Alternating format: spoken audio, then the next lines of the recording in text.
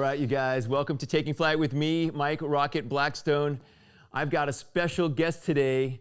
Johnny DeVecca is here with us in the studio. Guys? Thanks for having me. Appreciate it. Awesome. It's his 18th birthday this week. We're super excited to celebrate our birthdays. Mine was earlier in the month. It's Johnny's now, April babies, and we're celebrating some birthdays. So welcome and happy birthday. Thank you. I appreciate it. The big 1-8 is always just a big, you always think about it, you're finally an adult. It finally comes. It's like, oh, it's so soon, You are an adult now, and welcome to adulthood. Now, full responsibility is all up to you. What do you have in mind? What's on the agenda for possible career choices? What's next? First college, and then careers. Ooh, good question. I'm between a couple colleges at the moment, but I'm thinking of doing a potential career in the videography or cinematography field. Or I would also like to go into a career maybe like through aviation, like how you've done it. It's always been intriguing to me ever since I was little. I always loved airplanes, that kind of kid. So I always had that kind of passion for it. So I was like wondering, could you balance the two? Is that possible? Because you hear like pilots, you can have extra time on your hands. Is that something that's manageable if you wanted to do kind of two careers simultaneously? Absolutely. I think aviation is probably the only career that I'm aware of that my dad always told me, he called it the world's best part-time job because we have so much time available outside of the airline. So, what does an airline month look like? Yeah. The average person works 40 hours a week. And I would say that's probably on the low side. I think a lot of people are probably working 50, 60 or more hours per week. Yeah. We typically would work 70 to 90 hours a month. Wow. So you kind of put that into perspective. Yes, we're gone away from home. My car's in the parking lot at the airport, kind of a lot more maybe than most people's cars in the lot, but the actual time worked is far less than a normal job. So so I think a lot of airline pilots, you'd ask them, do they just fly airliners? I think they most likely have something else they do. You notice we play guitar. Yep. They may take up a podcast. They may take up restoration of old vehicles. They may be painters. They may like to do some artwork, writing books. I know another guy that's an author and has published several books. So really whatever your passion is, you can also do while you fly. So that's awesome. I would totally highly recommend aviation, especially as an airline pilot. There are other many variations of aviation that you can also look into. Corporate flying, helicopters. There's search and rescue. There's fire. One of my buddies just got a job dropping fire retardant on fires, which is kind of a cool extreme aviation job too. So, but for me, I love the stability and the lifestyle of working for a major airline, and that's what I would recommend if you're interested in aviation at all, which it seems like you are. Get your pilot license. Yep. Get to a spot where you can get a job flying for hire at some level to build up your hours, which you're going to need about 1,500 hours till they'll even hire you. Okay. Have a college degree. Yeah. I believe they waived the college degree, but I'm not going to encourage you to not get the college degree. Please do the college degree anyway, because it just shows you can complete something and learn some other background knowledges. Maybe you'll study your cinematography stuff. Maybe you'll get some business background and learn how to manage your money better. Financial advice is certainly something that everyone should or be able to manage their cash better. Yeah. I think we don't do as well at that in our schooling system to get people to not spend every dollar they have on their credit cards and run themselves into financial problems. So learn how to manage your money, learn how to run your business, do your side business, get your cinematography going, which would be an awesome career anyway in and of itself, and then literally, honestly, fly part-time for the lifestyle. Totally. Yeah, it definitely sounds like a really appealing lifestyle to be able to have that freedom and kind of flexibility. It is. In a sense. I guess that kind of leads me into my next question. If there was someone, say my age, in a similar situation as me, who wanted to pursue an aviation career, what would be their steps? Like if they don't have any kind of flying experience, where would they go? How would they approach something like that? It's a good question. There are so many different paths. My path was different than most. My dad was interested in aviation from a young age and went to the airlines very young, and then bought an airplane, and then now there was an airplane in the family. So if you guys in your family was interested in owning an airplane, that is one way. You could buy a plane and then hire an instructor and have them teach you to learn to fly in your own aircraft. Oh, wow. Is that the best way? It's just the way we did it. It may be comparable or less expensive to own your own airplane if you buy the right airplane. Yeah. Let's say there's always a way to make it more expensive. Yeah. But you could certainly buy your own airplane, possibly a very inexpensive training airplane like a Cessna 152 or 172, super simple, easy airplane to own and operate for maybe $50,000. Buy it, maintain it, fly it every day, get 150 or 200 or 500 hours in this thing, and sell it and get literally most of your money back. So how much did it cost you to own it, operate it, maintain it, insure it, store it, get your hours in, and then sell it and recover most of that money? I wouldn't say it's 100% recovery, but it might be 75%, at worst 50%. So you're gonna get most of your money back, and say you bought it for 50 and sold it for 25. You probably will do better than that, but that would be a worst case scenario. And now you've got a plane that's on hand all the time that you have access to, that you know it's ready to go for you. Right. That's one option. Another option is just find a local flight school and say, hey, you know what, I want to fly here. How much is your hourly rental? What is it if I buy a bunch of block time from you? How many dollars per hour is it at the least amount possible? And I need to get you to 40 hours is the minimum. So if you start to look in the FARs and the regulations for the FAA website, it shows, I believe it's part 61, what the pilot requirements are. How many hours do you need? What type of hours? You got to fly at night. You got to fly, you got certain maneuvers and things. So you follow that literally step by step. And when you accomplish all of those items, then you go and you take your test. Now you're a private pilot. The next step is a instrument rating. So now you can fly in the cloud. So that's another 40 hours. And you tend to fly from that point on to build up to 250 hours so you can get to become a commercial pilot. That doesn't mean an airline pilot, but it means I can fly for hire. So now you'd be able to fly if someone asked you, hey, can I have you take me to this place? Yes, you can fly for hire. Then you'll get your multi-engine rating, which might take 10 hours to get it. And then you'll build multi-engine time, and then you'll get your CFI, which is a certified flight instructor. Now you can teach flying as an instructor. And then a double I would be a CFII, which is a certified instructor for instrument, and a CFMEI if you want to teach multi-engine. Now, I didn't do those. I went straight from commercial pilot, go do a bunch of aerobatics, build my flight time because my dad had an aerobatic business. So that's a little different picture, and that's what I would recommend you do. If you could find somebody that's got an aerobatic school like we have and come work for me, certainly teaching aerobatics is fun, but you don't need a CFI to do it. So, I recommend that. I think that that's certainly an option. It's going to be fewer places like that. Yeah.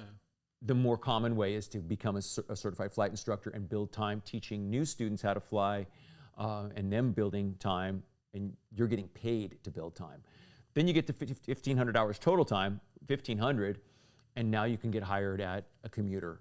And the commuters are just the smaller scale airlines. So it would be something like SkyWest. It'd be something like somebody flying an Embraer or a Saab 340, which is what I flew, or turboprop.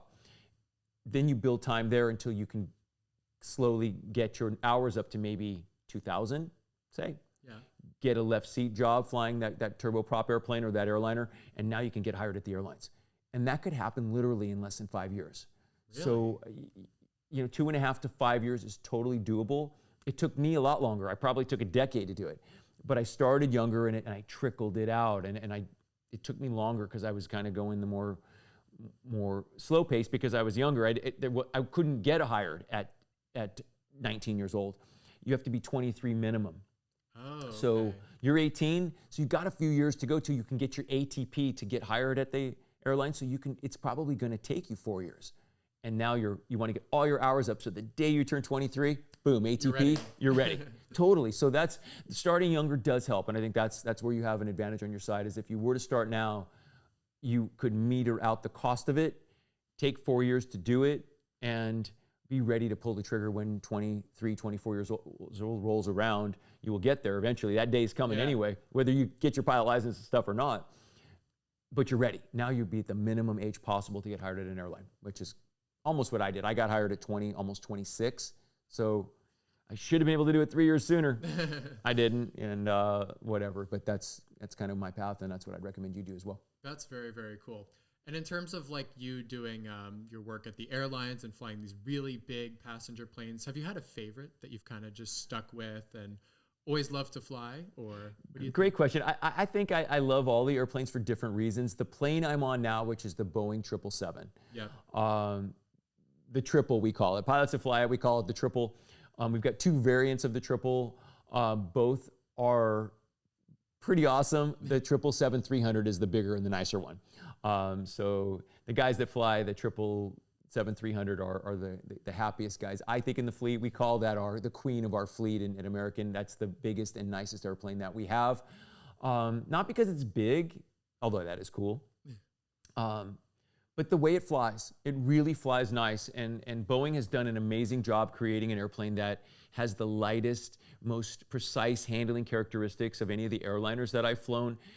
I believe it's because it's a fly-by-wire airplane. Do you know what fly-by-wire means? I'm not sure. What is that? It's when they take the flight controls and run it through a computer or set of computers, and now the pilot's control stick or the yoke is connected to flight control computers that are flying the flight control surfaces through a computer, not through, like in Marchetti, when we fly the Marchetti together, not through cables and pulleys, which you are directly connected from the stick to the flight controls. Exactly. It's all manual. Right, manually, physically connected. And the Boeing 737 is totally connected to the flight controls via cables and pulleys like a Marchetti, because it's kind of old school technology.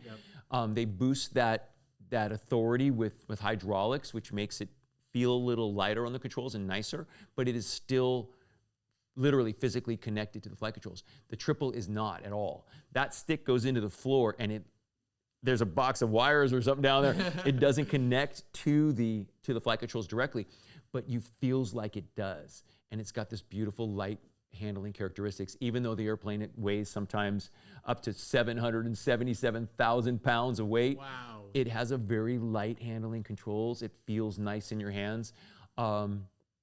And for that reason, I think it is by far the nicest airplane I've ever flown.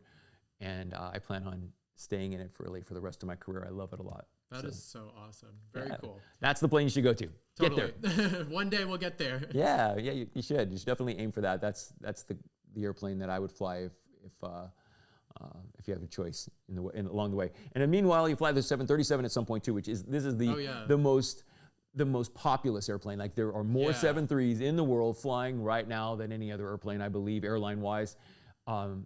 It's the safest, carries the most people, most reliable. It does more missions. It's designed for short to medium haul missions. Say, when I was flying the 73 from LA to Phoenix, from LA to Dallas, from LA to Chicago. It even has the capability to go LA to Boston, which is kind of a long mission for the 73.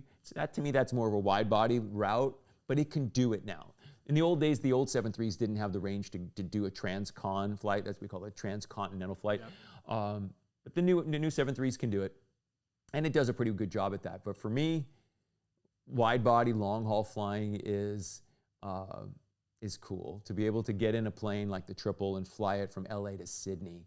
7,000 nautical miles from LA is staggering to think that it can do it, and that's literally an engineering and aviation modern marvel to be able to do that. Totally. Technology nowadays just always astounds.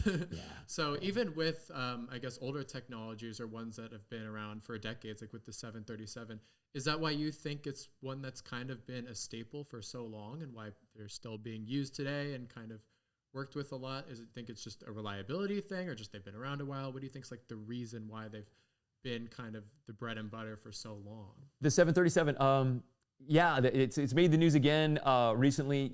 The 73 is it's literally the perfect airliner for so many missions. There's not a mission that the 73 isn't the most efficient at. Like when you look at the fuel burn and the dollars per mile of how much gas it's burning, it's very, very efficient. So it's tough to beat that, and they've really honed it, and they put the winglets on it on the wingtips. That makes it more efficient, another % or 2 of fuel economy. They've put a bigger engine on it and made it quieter and more power for less fuel burn, and it's literally become the most used, most efficient airplane ever because it is. And you can see why, like this whole thing with China now copying it, it probably cost tens or hundreds of millions of dollars to develop this airplane, literally back in the 60s, with a slide rule and a calculator. This thing literally was very difficult to build it and then refine it and get it into the wind tunnel and make it efficient, and then check the aerodynamics on it, and then check the fuel burn, and then which is the right engine. And all of these pieces to this puzzle is very complicated to develop. And you can see why Boeing would be very protective of its proprietary knowledge of how they built their airplane. Yeah. Because it's a winner. It literally is. Totally, yeah. But now you see the Chinese copying this thing with the C919. Yeah. It's a little concerning for sure. But Boeing, I'm sure, will find a way to take action and put the brakes on that, hopefully. Totally, yeah. And I guess probably on a similar note, since we're talking about Boeing and all these innovative airplanes, what are your thoughts on the double-decker planes, like the 747s and the A380s? I think they're, at least to my knowledge, they're kind of being phased out. Like it seems like they're on their way out. What are your thoughts on that, or those planes in general, if you've had any experience with? Interesting. I've never flown the 747, although that is, in my mind, one of the most beautiful planes ever made. I see the Boeing 747 with that whale, that second level, that hump that they have in the front, which is so cool. That's where the upper deck was for first class, is up there. A cool ladder. I've only been in one time, I believe. Never flown on one. So I would have loved to have flown on one. American used to have 747, I believe 1 and 200s back before my time. I think back in the 70s, I think. But they went away from 4-engine jets, and there's a reason for that. The fuel burn, essentially, it's 4 times the fuel burn. Yeah. You got 4 engines running out there. The reliability is gone up high enough in twin-engine jets, airplanes with 2 motors, that the comfort level of the jet motor reliability is high enough where the public and the airlines are not worried about the possibility of losing an engine in flight and not being able to return to base on 1 engine. Yeah. Back in the early days, you're flying 4-engine radial engines and they lose an engine in flight. That is a pretty serious deal, and it happened quite regularly because the planes are a lot of moving parts and stuff. So back in the early days, 4 engines, you're like, you need 4 engines because you're probably going to lose one on the flight, and shoot, you might lose 2. I mean, man, if you lost 2 motors, we're going to have to make it back to the airport with just 2 motors. Like, oh my gosh. As they went to jet technology and it became much more reliable and safe, they started to realize the reliability of 2 motors is enough. And does it go faster with 4 engines? Yeah, it might a little. But the 777 that I'm flying, it's flying fast. I'm flying a Mach 8.3, Mach 8.4, which is 0.84% of the speed of sound. Yeah. Is the 747 running faster? I think it might be running at Mach 0.85, 0.86. It's running a little faster. You think, yeah, that's cool. But you got 2 more motors running out there. Yeah. What's it costing you to go, 30 knots faster? Is it worth it? In my mind, it's not. And from if I was going to own the company or having American Airlines say, hey, should we get 747s and go a little faster? They're probably like, we don't need it. It doesn't really make it more efficient. Ultimately, I think the last 747 may have been made. The only company that's still using 747s, up till recently, United was still running a 747 until just a few years ago. They stopped it. They literally retired the 747 off the United fleet. I remember that. They were the last of the airlines in America that were using 747s. It's UPS that I believe still uses the 747. Atlas still uses it. Another cargo operator. For cargo, filling that thing to the brim and going really long distances, it still is very efficient. However, having a 777 fully loaded cargo airplane is becoming a better alternative. I think you're going to see that the 747 cargo airplanes are going to stop being built as well. Mm-hmm. They'll be retired eventually, and you're going to see a cargo variant of the 777 and possibly a cargo variant of the 787 at some point take its place, and the end of the 4-engine airplane may be on the horizon, for sure, for Boeing. Airbus did that A380, and it's a double-decker. Man, that thing has 500 people or something. Incredible. I'm not sure they're making money with it. I think that they finally found a spot where they're they've overextended. Like, can you get 500 people to go to the same destination repetitively enough to make it worth carrying those extra seats? If the plane doesn't fill up, is it worth going with 250, 300, and 200 seats go out empty? At some point, you'll start to notice that chipping away at your profit. And at some point, you might realize you're losing money on every flight. Wow. When that day comes, you'll park them. And I think that day may be coming for the A380, unless certain routes can run full. Or would you rather have two 777s running to different locations? I don't know. So from a business standpoint, it's always going to be that question. If you have a high enough ticket price and you have enough volume, you're in the black. You're making money. If you're not making money, they'll get parked. It's going to become a question of economics and time. That is very, very interesting. It'd be fun to fly it. Cool. I mean, big airplanes are cool. It looks like a great plane to fly. Yeah. Grossing out at over $1 million, like nearly £1 million. The triples at $750,000. Would it be cool to fly a £1 million airplane? Yeah, that's pretty cool. But I'd rather see my company be successful financially, and not just flying a plane just because it carries £1 million. Yep. We got to stay profitable too. So if the numbers don't make sense, then I can see why they'd be phased out. Totally. Very cool. And then what do you think about the airplanes that have 3 engines, like a DC-10, or those, that's, again, older technology? They're older. DC-10s are, I think they're on their way out. The only DC-10s that I'm aware of FedEx is running. I've seen those, yeah. They are probably going to keep them until, again, the economics don't make sense anymore. There's no reason to have a 3rd engine running for reliability or safety. It's just because they got the airplane at a good price. It carries a lot of weight. It still does the mission, and the value of maintaining it is less than what it's generating in profit. So it's worth it. At some point, the numbers may not make sense. They go, man, this thing's cost us too much. It's an old tired bird. Let's phase it out and replace it with something else. But replacing these airplanes at hundreds of millions of dollars per ticket, per unit is extreme. So you might keep one of these old airplanes flying, even if it's expensive to maintain, long after, that you might have reached its service life. Yeah, it's kind of getting close, but hey, we're still making money, and I don't want to spend $100 million to replace it. Right. That's a lot of cash to buy a new one. So it's just all about economics in aviation. Exactly. Very cool how those two things intersect. That's quite interesting. Yeah.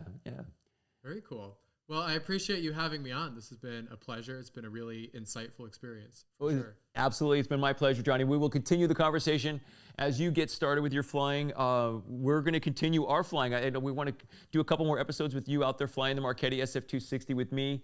Awesome. Hopefully that's been a fun experience for you. I'd like to take that a little bit further with you. I want to get you to where you're flying the airplane from the right seat and being able to see, how to bring up the gear and stuff like that. So if you feel more comfortable with that, we are going to do it sooner rather than later. And happy birthday. Thank you. Appreciate it. Happy birthday to you as well. Thank you so much. You guys have been watching Taking Flight with me, Mike Rocket Blackstone, and Johnny DeBecca. Keep on flying, you guys. We'll see you in the next episode. Take care.